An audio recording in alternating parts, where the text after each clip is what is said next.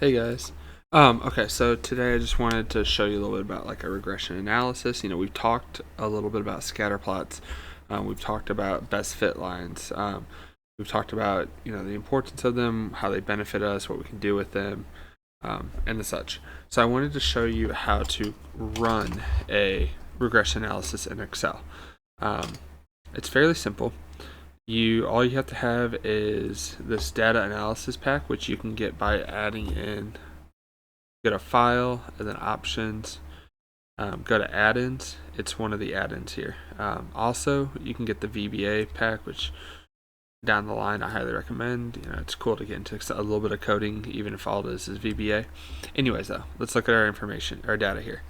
So what I'm looking at is mortgage interest rates and home prices. So I'm trying to see if there is a connection between the interest rate and the prices of houses. So looking at this, you can kind of see that as the interest rate increases, the medium home prices, as the interest rate is increasing, going up, the medium home price is decreasing for the most part. There's a couple little changes there, and you'll see this in the regression analysis. So what I'm going to do is go to my data analysis, hit the regression option. Now I'd already ran this, which is why this is it, but your Y value, I'm putting my house prices. My X value, I'm putting my interest rates. I'm just going to put it onto a new worksheet. I'm keeping the residuals. I'm keeping the labels because this will at least label what the things are. And I'm also, sorry, I thought that was the best fit line. So I'm going to just do this, all right?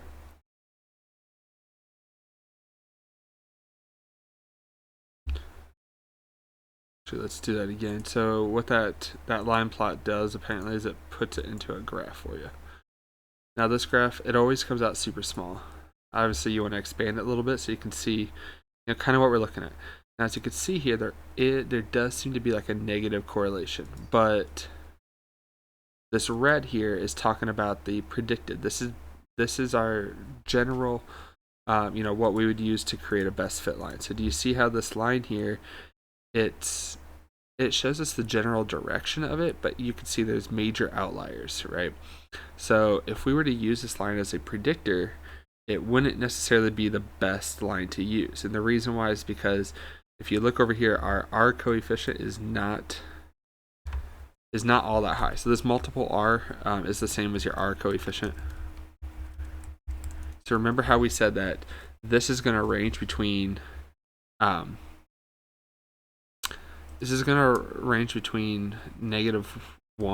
and 1. So unfortunately with the regression here, it always comes out as a positive. But since this is a negative sloping line, we can tell that this is a negative coefficient because they are negatively correlated. As X increases, Y is decreasing. Our R squared here,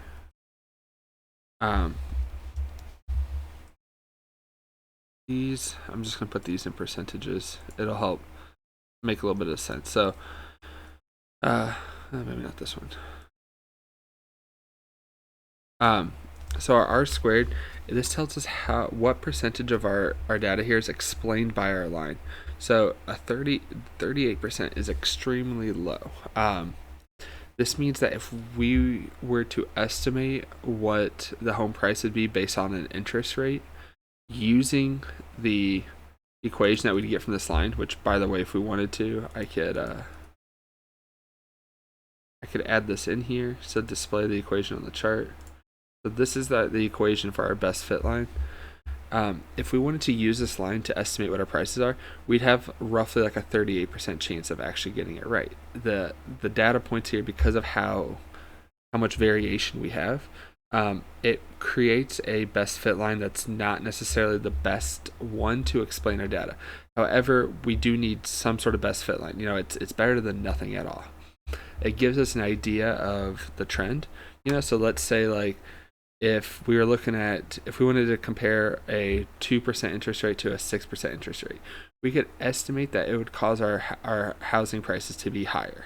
we won't necessarily be able to get the best estimation out of it, the most accurate estimation, but we could at least say with pretty a bit of confidence there that it's going to be higher than what the 6% rate is. And we could use this line to get this equation to get a general idea. It's just I wouldn't use it to rely on that. So a lot of times, we could create these to see like what kind of, just to see relationships between things. And there's a lot of information here. We're not going to go over all of it, but some of the key things is the coefficient. So what this is saying is that if our interest rate was zero, this intercept coefficient, if our interest rate was zero, we would expect our house price to be almost $400,000, and that kind of makes sense if you think about it. If you know anything about buying a house, obviously the interest rate's affecting the loan that you're taking out on the house. If there's not an interest rate, people are going to be willing to take out higher loans. Well, if they're willing to take out higher loans, then that means people selling the houses are going to be willing to go to ask for more for the house. It's kind of like a supply and demand kind of thing. So I mean, you could look at this and it makes a bit of sense. One of the issues I have with this analysis is that we only had 15 data points, not exactly a whole lot. Or we had 16 total, but our degrees of freedom is going to always be one less than that. The adjusted R squared, this takes the number of terms that we have into account. So 34%, this is a more accurate reading of the R squared because it tries to eliminate the effects of outliers. Either way, neither one of these is great. Usually your adjusted R squared is going to be lower than your actual R squared. So let's take a look at, we could take a look at some of this stuff. All right, we have different regression analysis here. All right, so if we wanted to check all of these at once, then we would kind of do the exact same thing. We'd do a data analysis, regression.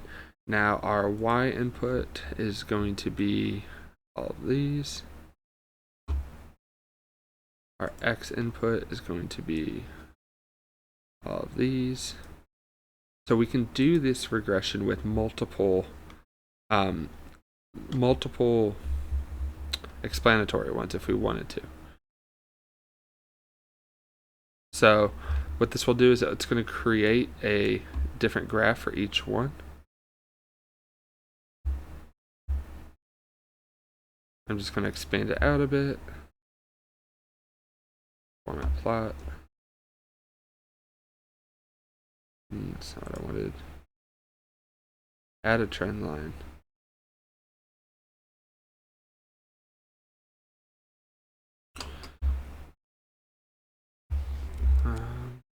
Okay.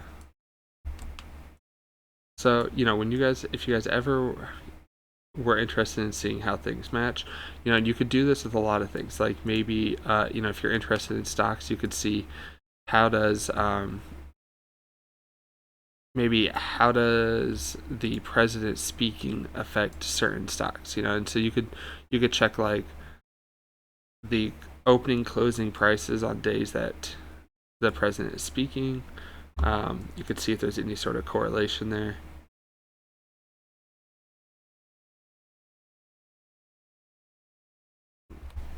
All right, so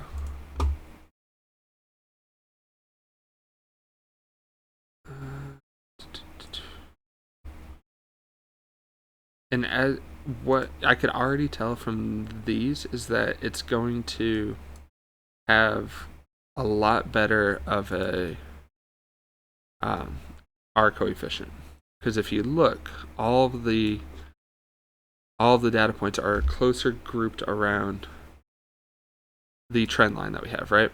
So we looked at all of these, and this is taking all four of them into account at once.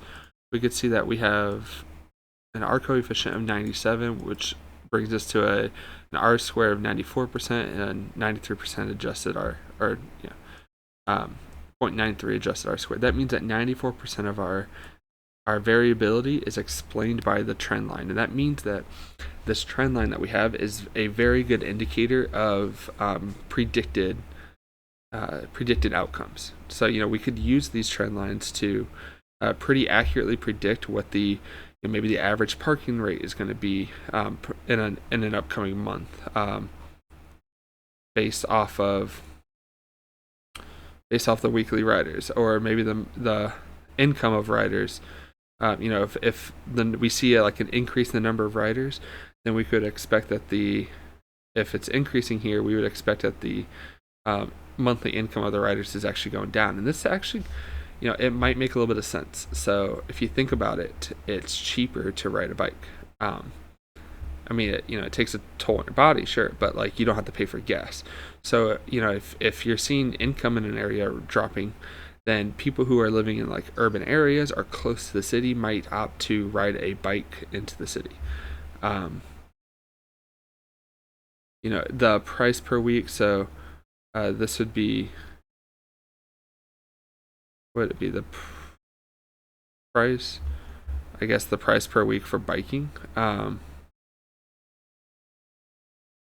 Yeah, I don't know what. I mean, that's a pretty poor variable just because it doesn't really explain. We could see that. I think one of the more interesting one is that and this one makes sense as well, as the population of a city increases, the number of weekly riders is going to increase, and this can have a few explanatory factors. So, if population's increasing, it might mean that more people are. Obviously, it means more people are like living in the area, but it might mean less parking spots for cars. So maybe instead of giving up a parking spot in a particular area, people will bike around and then leave their car there, paying like a monthly fee for the biking or for the car itself. Or it just is that that's such a pain to find a parking spot, they would rather bike around. Or it's just also a matter of, in general, they don't have a need for the bike. Like there's more people here, so as more people are coming, you're just gonna naturally see more bikers. Kind of statistically speaking. So that's all I had for you guys. I had another one I was going to do. I think I might save it for class tomorrow. It's talking about cancer rates and the GDP of a country. So just a little interesting, I guess interesting, regression analysis to do. But I am going to leave it here, and we'll see how this one turns out in the morning. I will see you guys tomorrow, and let me know if you have any questions. Bye.